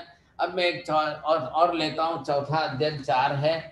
अब इसके अंदर आपको देखना है कि जो है सबसे बड़ी बात कि जब इतना कीमती जीवन है और इतने कीमती जीवन के अंदर जो है,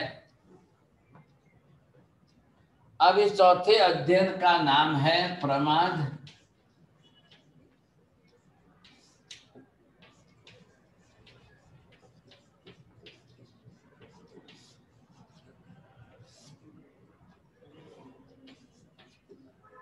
तो चौथा अध्ययन भगवान ने जो यहाँ पर बताया है वो प्रमाद अप्रमाद अध्ययन इस चैप्टर का नाम दिया है। असंख्यम जीवियम मापमाये जरो वणीय सहु नथितानम एवं विआणा एजनेपमत्ते किम नो विहिंसा अजयम गहिंती। महावीर स्वामी ये कह रहे हैं, भाई बहुत कीमती मनुष्य जन्म में आए हो और बहुत छोटी लाइफ है। आप सोचिए आदेश्वर भगवान की लाइफ तो कितनी बड़ी थी, 84 लाख पूर्व की थी। एट प्रेजेंट आज सिमंदर स्वामी की आयु लाइफ जो है 84 लाख पूर्व की है। लेकिन हमारी तो 84 भी है कि नहीं उसका भी पता नहीं। हमारी लाइफ कितनी रहेगी, हम जीवन कितना जिएंगे। अब जो अपना अपना कर्म लेकर के आए हैं उस हिसाब से जिएंगे। आज भी दुनिया के अंदर लाखों बच्चे जो हैं वो डिलीवरी में मर जाते हैं सर। कई बच्चे थोड़े दिनों में जन्म के बाद मर जाते हैं। और सबसे बड़ा फिगर तो एबॉर्शन का है सर। करोड़ों की तादाद में, करोड़ों मतलब पूरी दुनिया का फिगर है, करोड़ों की तादाद में बच्चे जो है एबॉर्शन में ही मर जाते हैं। अब एबॉर्शन तो माँ जानबूझ करके ही कराती है तो ही बच्चे मरते हैं, लेकिन मनुष्य जन्म तो है, वो भी कीमती मनुष्य जीवन तो जी रहा है। अब उसकी हिंसा करने का भी पाप तो लगेगा कि नहीं लगेगा। तो ये मनुष्य जन्म इतना कीमती है, अब हम प्रमाद के अंदर बिता दें या फिर अवेयरनेस के अंदर जागृति में जीवन जिए सब। नहीं नहीं नहीं, हमको तो बस एसी मिल गया तो हम तो आराम से 8 घंटे सोते रहेंगे। कोई तो कहता है दिन में भी सोएंगे फिर रात को भी सोएंगे साहब। किसी जीवन लोगों के लिए तो काम ही नहीं है, तो उनको तो जीवन पास करना है, समय बिताना है साहब। और समय बीत रहा है तो उनको क्या, आहार निद्रा मैथुन परिग्रह, ये 4 संज्ञा में ही जीवन बीत रहा है। खाया पिया, जीवन जिया, मैथुन संज्ञा का सेवन किया, काम वासना में जीवन जिया आधा, और इसके बाद परिग्रह संज्ञा में धन संपत्ति साधन सामग्री के अंदर जीवन जिया। आराम से चलते रहे, फिर खाने पीने की प्रवृत्ति रही, नींद होने की प्रवृत्ति रही। बस इसी तरह से ये हमारा देखते देखते 70 80 90 100 साल का जीवन बीत जाएगा। अब कहते हैं लोग कि जापान के अंदर सबसे मैक्सिमम आयुष्य होती है। अब 113 बरस, 112 बरस, 110 बरस, 100 बरस के ऊपर जाना भी जापान में बहुत कॉमन हो गया है। लेकिन अब उनके पास जीवन में धर्म है, पाप प्रवृत्ति से निवृत्त है, ये देखिए उनका जीवन कैसा है। तब आपको ख्याल आ जाएगा कि हाँ, अगर 100 बरस का जीवन होते हुए भी अगर अच्छे धर्म से कर्मक्षय करते हुए जीवन जी रहा है तो 100 बरस का जीवन बड़ा काम का है। नहीं तो कई लोगों के पास जीवन छोटा है, आयुष्य बहुत कम है और वो बहुत अच्छा जीवन जीते हैं, पाप प्रवृत्ति नहीं करते हुए जीवन जीते हैं, तो छोटा आयुष्य भी उनके लिए काम का है। हमारे पास बड़ा आयुष्य है तो भी हम कुछ नहीं कर रहे हैं, हम गलत पाप करके जीवन जी रहे हैं, तो बड़ा आयुष्य होते हुए भी हमारे लिए तो निरर्थक चला जाएगा। आप ये भी सोचिए, पहले समझे कि नहीं। अब ये हमारी समझ में आना चाहिए। अब महावीर क्यों कह रहे भाई प्रमाद करोगे ये चांद साथ में जाएगा। You all might be knowing that the past time never comes again in the life. बीता हुआ जीवन वापस तो नहीं आ रहा है, गया हुआ हाथ में से समय जो बीत गया वो वापस नहीं आ रहा है। बहुत कीमती वैल्यूएबल लाइफ चली गई हाथ में से। अब जब हम आकर के बिल्कुल वृद्धावस्था में आए, बुढ़ापे में आए, तब हमको लगा अरे अभी तो बहुत बाकी है, मेरे इतने कर्म धोने बाकी है, मेरे इतने बाकी है, मेरे इतने ये करना बाकी है, मेरा इतना। लेकिन अब आपको लगता है कि लाइफ तो बहुत कम रह गई। इतनी कम लाइफ रह गई तो आप करेंगे क्या करेंगे। तो आज का जीवन हमारा बहुत वैल्यूएबल लाइफ है, तो भगवान कह रहे अब तो प्रमाद करना ही नहीं है। एक तरफ तो पूर्व पुण्य योग से आपको जन्म मनुष्य का मिल गया, और पूर्व जन्मों की पुण्यवानी से आज आपको धर्म अच्छा मिल गया, ऐसे वितरागी तीर्थंकर परमात्मा मिल गए, ऐसे त्यागी तपस्वी साधु संत गुरु के रूप में मिल गए, और ऐसा जो है जीव दया का, अहिंसा का धर्म, और ऐसा जो है कर्म क्षय का कारक धर्म मिल गया है। अब इतने प्लस पॉइंट मिल गए और हम आलस्य में रह गए तो क्या होगा साहब। आप पहले ये सोच लो, इतने सब कुछ प्लस पॉइंट अच्छे मिले और फिर आप इसमें आप प्रमाद में रह गए तो कल क्या होगा साहब। ये बहुत सोचने जैसी बात है, बहुत इंपॉर्टेंट बात है साहब। तो इसका पहले विचार करो। जे भाव कमेहिम घनम मनुषा समाययन्ति उभयम गहाय पहायते पासपयठी नरे वीराणुबंधा नरयम उभेन्ति। जो मनुष्य धन महत्ता के निर्णय के पाप कर्म आदि करके धन कमाते हैं, स्त्री पाश के अंदर बंधे हुए पुरुष, और वो अपनी वैर परंपरा बढ़ा करके रत्न प्रभा आदि नरक में चले जाते हैं, अपना भाव बिगड़ जाता है। ऐसा न हो इसके लिए संसार मावन्न स परस अट्ठा साहारणम जब च करे कम्मम कम्मस चेते तस् उभे अकाले न बंधवा बंधवयम उवेंती। उच्च नीच जीव योनि में भ्रमण रूप संसार के अंदर जीव पुत्र स्त्री आदि दूसरों के लिए स्व पर निमित्त से खेती आदि करके और कर्म का उदय काल हो कर्म बांधते हैं, और फिर कर्म का उदय काल आता है तब सभी तो दूर हो जाते हैं और उसको ही कर्म का फल भुगतना पड़ता है। ये हमको यहाँ पर सिखा रहे हैं। मुहु मुहु मोह गुणे जयंतम अणे गरुवा समणम चरंतम भाषा भुसंति असमंजसम च नते सुभिक्षु मनसा उभ पौसे। अब यहाँ पर मनुष्यों के लिए भी बताया है, साधु साध्वी के लिए भी बताया है कि आप जो है बार बार मोहक शब्द वगैरह के जितना संयम मार्ग में विचरने वाले मुनि विविध प्रकार के प्रतिकूल शब्द वगैरह से विषयों की उपस्थिति में मन से भी राग द्वेष न करें, ताकि अपनी तरह से वो अपना भाव न बिगाड़े। ये उनको दिया गया सो जे संख्या तुच्छ पर पवाई ते पिज दोषानु गया पर ए अहम में ती दुगन क्षमाणो स्कंखे गुणे जाव शरीर में ओत्तिवेमी। जो बाह्य बुद्धि वाले लोग तत्व से नहीं जानने वाले और यथेच्छ बोलने वाले तुच्छ परे ते पर तीर्थी से अनंतानुबंधी राग द्वेष आदि कसाय करके वो तीव्र राग द्वेष करके पाप प्रवृत्ति करके कर्म बांध लेते। अब बंधे हुए कर्म तो देखो आज नहीं तो कल उदय में तो आएंगे ही आएंगे, तब क्या हालत होगी हमारी। कर्म कोई रुकने वाले तो नहीं है, बांधे हैं तो वो स्टॉक में पड़े, हमारी आत्मा के साथ वो स्टॉक में है, कल आपको साथ में लेकर जाना है। जहां जाओगे जिस जन्म में जाओगे कर्म के अनुरूप जाएंगे और उस कर्म का फल वहां जाकर भुगतना पड़ेगा। आप कल्पना करो कभी नरकों के अंदर, इन नारकीय क्षेत्रों के अंदर जो है 1 मिनट की भी शांति नहीं है साहब। नरक का जीवन जो है लाखों करोड़ों वर्षों का है, लेकिन 1 मिनट की शांति नहीं है वहां पर। कैसा जीवन जीते होंगे आप ये देख लीजिए, समझे। तो ऐसे तिर्यंच गति आदि के अंदर भी कैसा जीवन जीते होंगे, ये बात यहाँ पर हमको बताई है। अब ये हमको ख्याल आ जाना चाहिए। अब इसके बाद ये 5वां अध्याय जो आता है इसका नाम दिया है अकाम मरणम।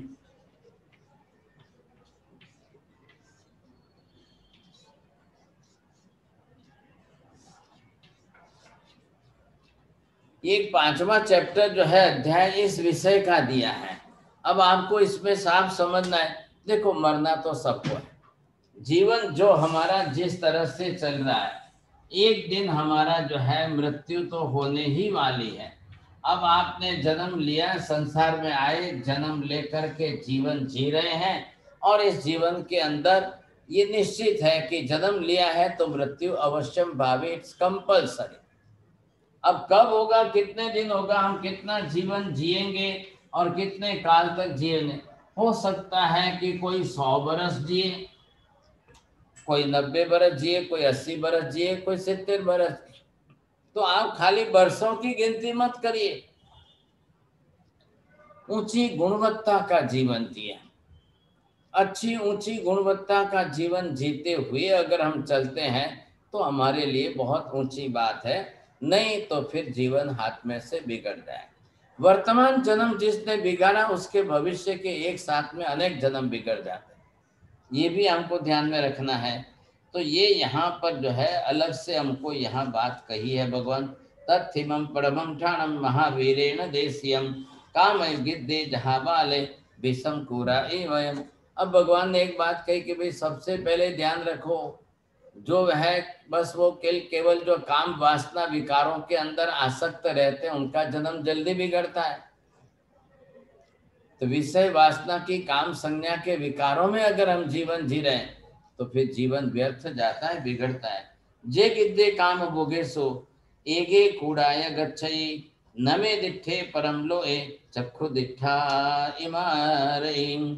अब जो काम भोग की आसक्ति के अंदर नहीं करने जैसे अलग प्रकार के पाप कर लेते हैं, वो घर आगामी जन्म रूप परलोक में जो है उसको कहीं सोचते ही नहीं साहब। कई लोगों की मानसिकता उल्टी है, बस जो है इसी जन्म में खाओ पियो और मजाक करो, किसने देखा है बाद में कल भविष्य में क्या होगा, क्या है क्या नहीं है। तो वो तो उनकी सोच में ही नहीं है साहब। वो तो यही सोचते हैं बस जे छे आ लोग मीठा तो परलोक कोने दीठा। बस वो अभी का ही शॉर्ट माइंडेड, बिल्कुल मेंटालिटी बहुत शॉर्ट होती है। तो वो यही सोचते हैं कि जो कुछ खाना पीना है, मजा करनी है, मौज करना है, भोग करना है, सुख भोगना है, वो सब आज ही पूरा कर लो। जितना करना है यहाँ पूरा कर लो, कल किसने देखा ऐसा। ये ऐसी धारणा बना करके जीवन जीते हैं लोग।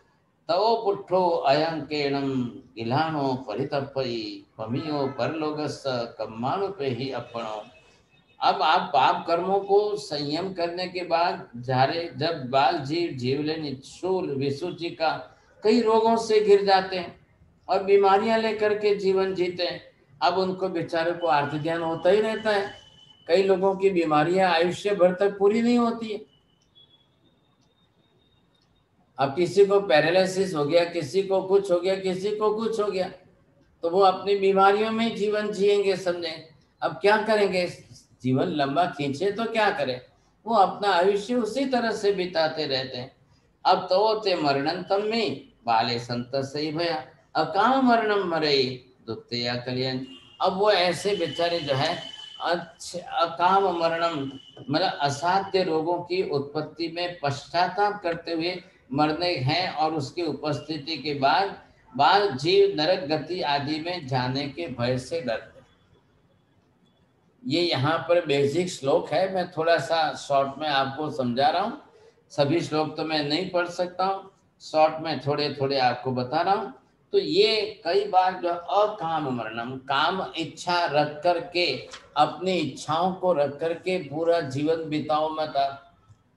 ख्याल है कि नहीं, ताकि हम पहले मरने के पहले मृत्यु को भी तो आप महोत्सव बना लो, और मृत्यु के मरने के पहले अपना जीवन जो है समझ करके चलो, मरना नक्की है और मर करके किसी न किसी गति में जाना भी नक्की है। तो आप यहाँ उत्तरादेश सूत्र आगम शास्त्र भगवान 2-3 चैप्टर जो है वो मृत्यु के बारे में समझाएंगे। बाल मरण भी होता है, पंडित मरण भी होता है, अकाम मरण भी होता है, सकाम मरण भी होता है। तो ये मृत्यु तो मृत्यु जीवन का एक बहुत बड़ा सत्य है दुनिया में। न चाहते लोग, लाखों लोग जो है वो चाहते हैं कि हम न मरें, लेकिन फिर भी मरना तो पड़ता ही है। मृत्यु तो अवश्य भावी है। तो ये जो है हमको यहाँ पर ख्याल है, आदानम नरेम दिस नाय इज्जत नाम अभी दो गुंछी अपनो पाए जिन्नम गुंजित भो अनम। और धन आदि परिग्रह, उसकी मूर्छा, फिर नरक कारण और नरक गति में जाने के आहार आदि कारण, और ऐसी अपनी जो है वृत्ति और वासनाओं को रोक नहीं पाते हैं लोग। तो उनको एक ही लगता है कि बस जो है इसी जन्म में खाओ पियो और मजा करो। ये सोचने वाले जो है, कई लोग तो मानसिकता बना के बैठे, भूतकाल याद नहीं करना, भूतकाल भूल जाओ, भूतकाल नहीं देखना, भूतकाल नहीं सोचना है। अरे भूतकाल के बिना आप प्रायश्चित क्या करोगे, अपने पाप कब धोएंगे आप। भूतकाल तो बहुत उपकारी है कि हमारा जीवन सुधारता है, हमारा भविष्य बदलता है। आप ये भी बहुत जरूरी है। जे के शरीरे सत्ता बनने रूवे असवसो मनसा काय वक्केनम सव्वे ते दुख संभवा। जो लोग शरीर आदि के रूप में रूप रंग स्पर्श वर्ण गंध पांचों इंद्रियों के विषयों को भोगने में मन वचन काया की आसक्ति आदि बढ़ा करके वो ज्ञान आदि का कोई उपयोग न रख करके जीवन जीते हैं, तो वो तो परलोक में भी दुखी होने वाले। लोग परलोक में भी दुखी होते रहते हैं, समझेंगे नहीं। तो ये यहाँ पर हमको यहाँ बताया है, और काफी कुछ इसके अंदर हमको विशेष रूप से समझाया। ये मैं यहाँ पर रुकता हूँ। अभी हम 5 अध्ययन कर सके हैं। आपको 5 मिनट का समय है, अगर किसी को प्रश्न है तो पूछिए। फिर वापिस कल लेना, ये कल संडे है, फिर संडे को 5-7 अध्ययन और चैप्टर जो है उसमें से हम लेंगे थोड़ा सा। बोलिए साहब। फिर वापिस 14 और 15 तारीख दीपावली 14 की है, और अमावस्या 15 तारीख को है। 2 दिन मतलब एक साथ में और मिल रहे हैं। तो मैक्सिमम जितने अध्ययन हम ले सकते हैं लेंगे, लेकिन एक एसेंस जो है इन शॉर्ट के अंदर आपको एक संक्षिप्त सारांश दे रहा हूँ। हाँ सर बोलिए। बहुत मुश्किल से कुछ 8-10 लोगों ने ओपन रखा है, बाकी तो ओपन ही नहीं करते हैं वो।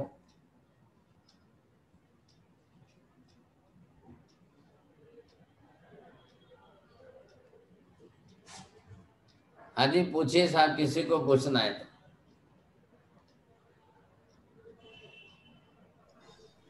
હા સાહેબ મતેણી વંદામી આ જે ઉત્તરાધન સૂત્ર જે આપે બતાવ્યું તો એ છેલ્લે જ કેમ કીધું, પેલા 30 વર્ષમાં નહીં કીધું કાંઈ આવું?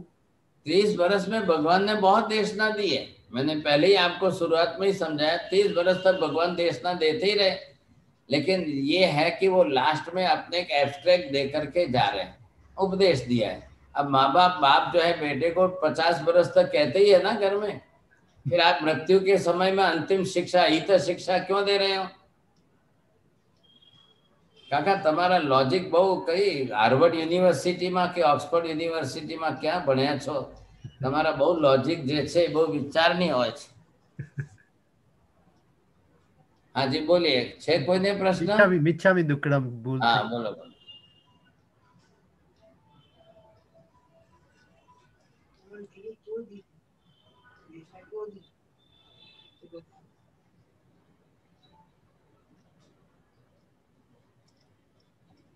आपके लिए जो आउट ऑफ इंडिया वाले हैं उनके लिए हमने सैटरडे संडे जो क्लासेस चल रही है उसमें रखा है। जो इंडियन लोग हैं उनके लिए तो 8 तारीख से रोज है, तो यहाँ पर आप समझ सकेंगे तो ख्याल आ जाएगा आपको कि एवरी डे सुबह मॉर्निंग टाइम है ना, व्याख्यान का जो रोज का रेगुलर टाइम 9:30 बजे का है और 11 बजे तक चलेगा। तो मैक्सिमम हम अध्ययन जो है उसमें सीखेंगे, थोड़ा और डिटेल करेंगे थोड़ा अंदर, क्योंकि वहाँ उनके लिए एक वीक पूरा है। आप लोग विदेशों के अंदर हैं, वहाँ अभी दिन होता है, हमारे यहाँ पर रात होती है, तो आप लोगों को जितना एब्स्ट्रैक्ट समझा दिया उतना समझाएंगे। अब यहाँ पर थोड़ा डिटेल में समझाएंगे, तो इंडियन लोग जो यहाँ के भारतवासी वो अपने दिन में भी जो है साथ में इसी तरह से ये जो माध्यम है आप सुन सकेंगे। महाराज साहब एक क्वेश्चन है, व्हाट इज सकाम मरण? हाँ, अनिच्छा और सकाम इच्छा से। अब कई लोग इच्छा लेके मरते हैं, अब उसका क्या करेंगे? नहीं हमारी तो ये इच्छा है, मैं मरूं तो मेरे को वापस ये स्वर्ग मिलना चाहिए। अब ये सब ये क्या है?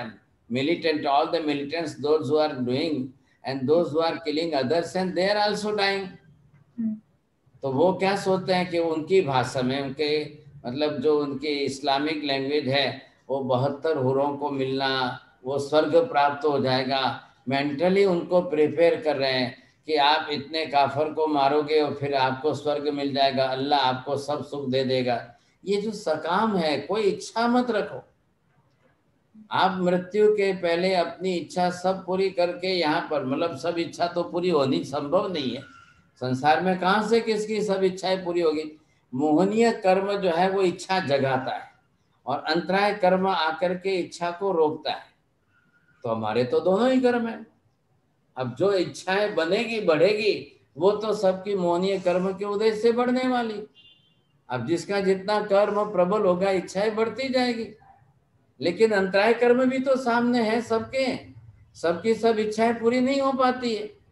और जब इच्छा पूरी नहीं हो पाती है तब लोग अपनी तरह से आर्त ध्यान करते हैं, वो फिर उसका बिल्कुल उनको उनकी चिंता बनी रहती है, तो उसमें से बाहर ही नहीं निकल पाते। तो आर्त ध्यान करने के कारण भी गति हमारी बिगड़ सकती है। हाँ अभी एक प्रश्न आया था लाइव यहाँ पर लिखा हुआ, क्या था मैं पढ़ नहीं पाया। मोक्ष प्राप्ति का भाव अपने आप आता है कि लाना पड़ता है? लाना पड़ता है। अपने आप कहाँ से आएगा? अपने आप तो खाने पीने के ही भाव आएंगे। क्या है? आपको जो अपनी इच्छाओं के भाव आएंगे। मोक्ष के लिए आप स्टडी करोगे, ज्ञान प्राप्त करोगे, सीखोगे, समझोगे, जानोगे, तब आपके अंदर मोक्ष प्राप्ति के भाव आएंगे, ऐसे ही तो नहीं आते। बोलिए और किसी को।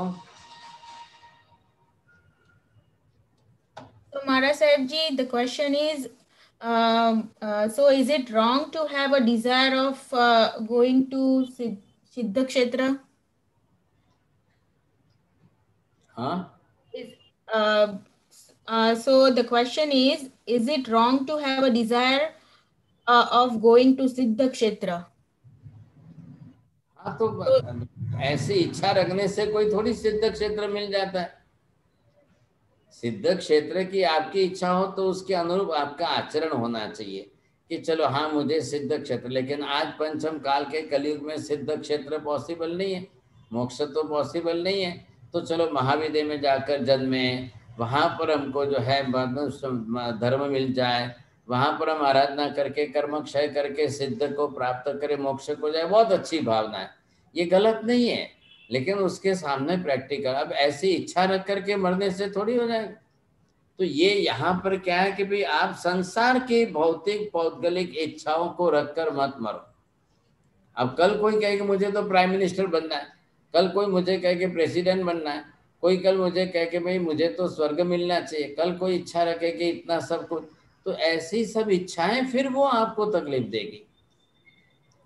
तो इन इच्छाओं के अधीन मत रहो, कम से कम अपनी तरह से इच्छाओं को कंट्रोल में करके चलो। और मरना तो है ही, लेकिन इच्छाएं बीच में मत लाओ।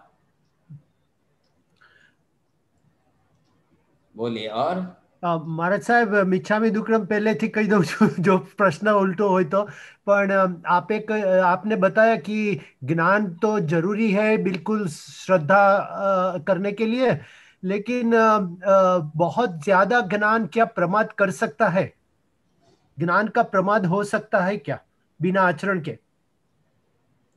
नहीं, प्रमाद जब आपको, अब आपने आलस से किया, प्रमाद किया और आप समय बिता रहे और बहुत कीमती है और करने जैसा बहुत कुछ है, आप नहीं करके आलस से में बिता दोगे। तो आपको ये उपदेश क्या दे रहा है, मैक्सिमम होवे वहां तक आप प्रमाद से बचो, आप प्रमाद में मत जाइए।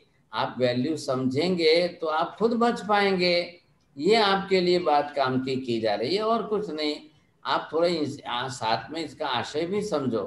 अभी देखो इन्होंने जो हिंदी में प्रश्न यहाँ पर लिख करके भेजा है, बड़ी अच्छी बात है कि जैन धर्म का टोटल एसेंस जो है वो इस आगम में आ जाता है।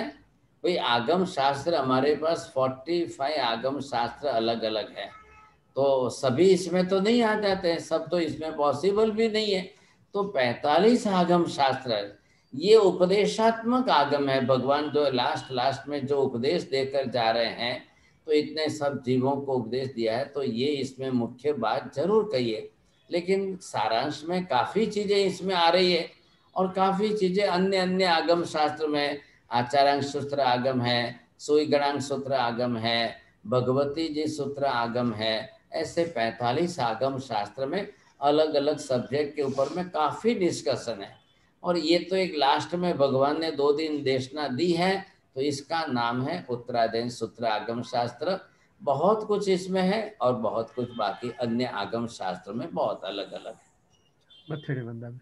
हाँ महाराज साहब, एक और पारुल मेहता जी का क्वेश्चन है।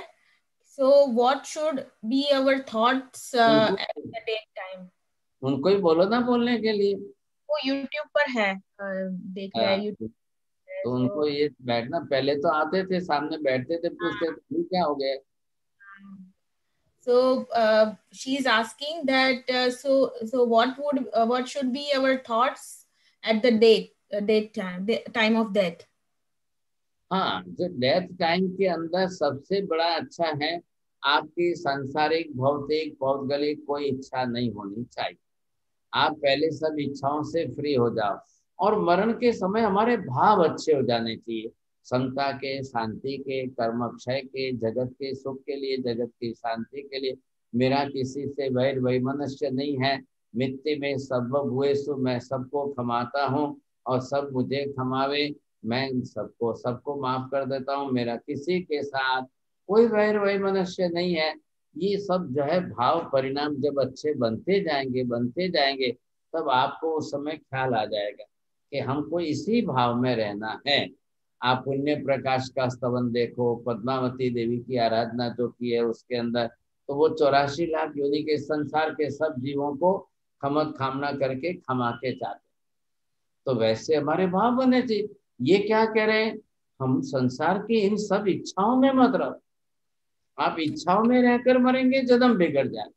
મને આટલું મળે, મને આવું મળે, મને આટલું મળે, આવું મળે, મને આ જોઈએ, ये सब इच्छाओं के अंदर फिर हमारी गति बिगड़ती है। पहले ये ध्यान में रख लो। चलो बहुत अच्छी बात है। कल फिर वापस जो है रात को कल 8 बजे जो है आपको समय पर उपस्थित इकट्ठे हो जाएंगे। अब आप लोगों के लिए जुड़ा है तो आप सब लोग वहां के जो आउट ऑफ इंडिया वाले हैं सबको थोड़ी पब्लिसिटी करके बोल दो भाई, जिनको जिस पर सुनना है, दोनों को चांस मिल रहा है। अब यहाँ से आपको दीपावली में मुझे लगता है फर्स्ट टाइम जो है ऐसी आगम वाणी आपको मिल रही है, तो ये आगम वाणी का है तो सबको चांस से लाभ लेना चाहिए। नमो हरिहंताणं नमो सिद्धाणं नमो हरियाणं नमो वज्रायाणं नमो लोये सर्वसाहुणं एषो पंच नमुकारो सर्वपापप्रणाशनो मंगलाणं च सर्वेसिं परमं अवै मंगलम्। मंगलम भगवान वीरो मंगलम गौतम प्रभु मंगलम स्थूलिभद्राद्या जैन धर्मोस्तु मंगलम। चत्तारि मंगलम अरिहंता मंगलम सिद्धा मंगलम साहु मंगलम केवली पन्नतो धम्मो मंगलम।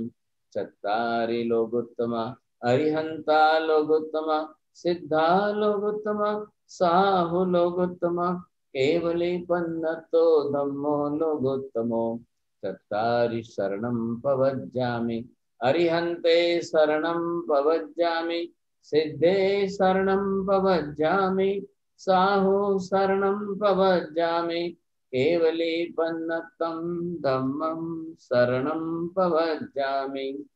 सर्वमंगलमांगल्यं सर्वकल्याणकारणं प्रधानं सर्वधर्माणां जैनं जयति शासनम्। विकार वंदन साहब। हाँ बहुत बहुत धरा लगा। वंदामी बहुत मत्थेड़ वंदामी।